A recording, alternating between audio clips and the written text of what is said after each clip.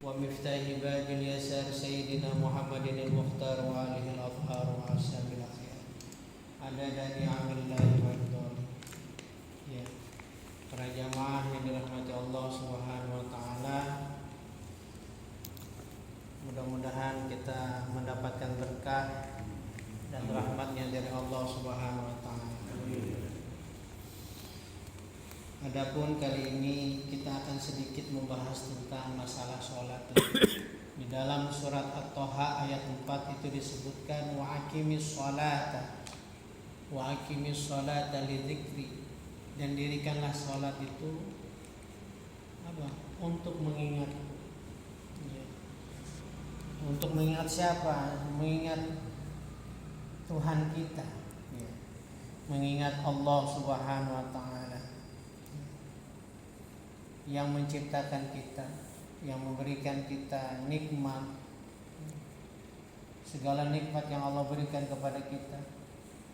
Bahkan di dalam sebuah ayat Quran itu juga disebutkan wa in ta'udzu ni'matallahi la tuhsuha. Kalau Anda ingin menghitung berapa jumlah nikmat yang Allah berikan kepada kita, niscaya kita tidak akan mampu untuk menghitung nikmat yang Allah berikan kepada kita. Oleh karena itu, mari kita sama-sama mengintrospeksi diri bahwasanya sholat itu untuk mengingat Allah Subhanahu wa taala. Kita sudah pernah dengar dari kiai kita, bahkan Nabi Muhammad SAW sholat sampai bengkak kakinya, sholat sampai bengkak kakinya, lalu memberikan alasan kepada istri beliau yakni Aisyah bahwasanya sholat ini menjadikan beliau agar menjadi hamba yang pandai bersyukur. Kaki beliau sampai memar, sampai bengkak.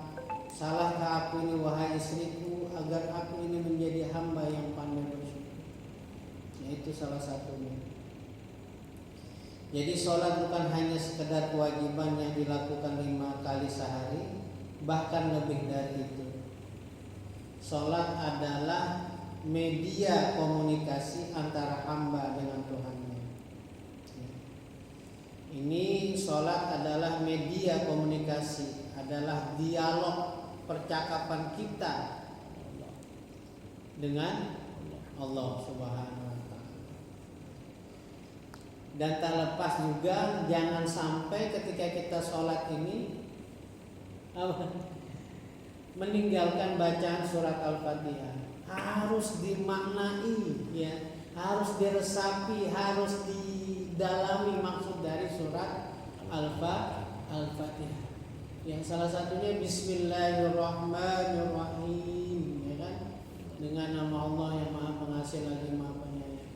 Alhamdulillahirabbil alamin. Segala puji hanya untuk Allah Subhanahu wa taala, Tuhan semesta alam. Jadi segala puji ini, pujian kita kepada manusia itu tidak apik. Sebenarnya pujian yang benar-benar pujian yang hanya untuk Allah Subhanahu wa taala. Pujian yang hanya untuk manusia, karena apa? Karena itu diberikan oleh Allah Subhanahu wa taala. Ia adalah saat di mana kita berdiri menghadap Allah, berbicara dengan Allah dalam zikir dan doa, berserah diri dalam rukuk dan merendahkan diri dalam sujud. Kita menghadap kepada Allah, berbicara dengannya dalam zikir dan doa, berserah diri dalam rukuk dan merendahkan diri dalam sujud. Semua itu adalah simbol dan bentuk hubungan yang indah dan tidak bisa digantikan dengan apapun di dunia ini.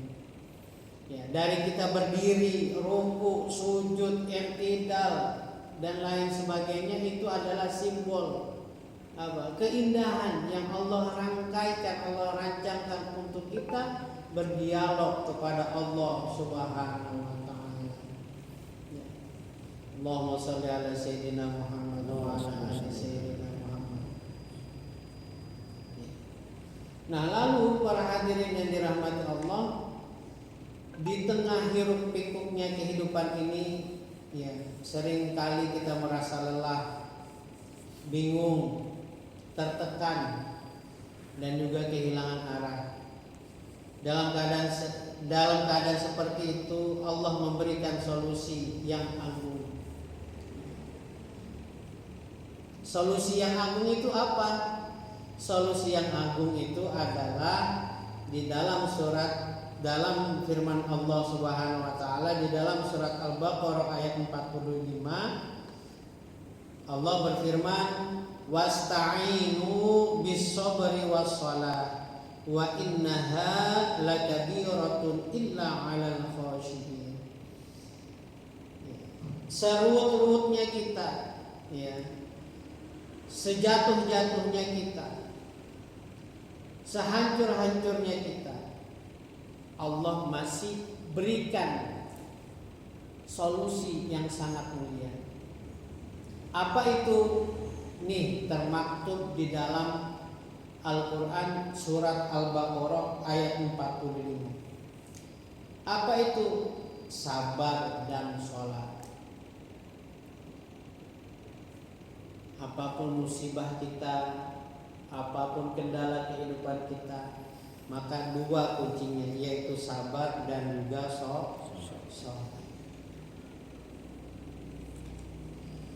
Adapun yang ketiga, para hadirin yang dirahmati Allah Subhanahu wa taala, ya.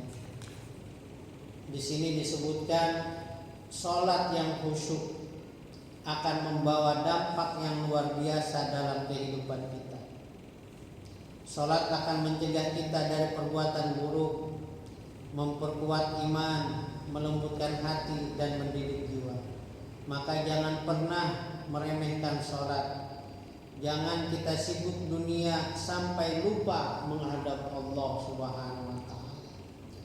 Perlu juga kita memperhatikan kualitas sholat kita.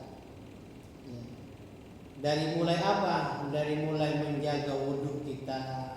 Ya. Diingatkan lagi apa-apa yang diajarkan oleh ustadz-ustadz kita tentang wudhu.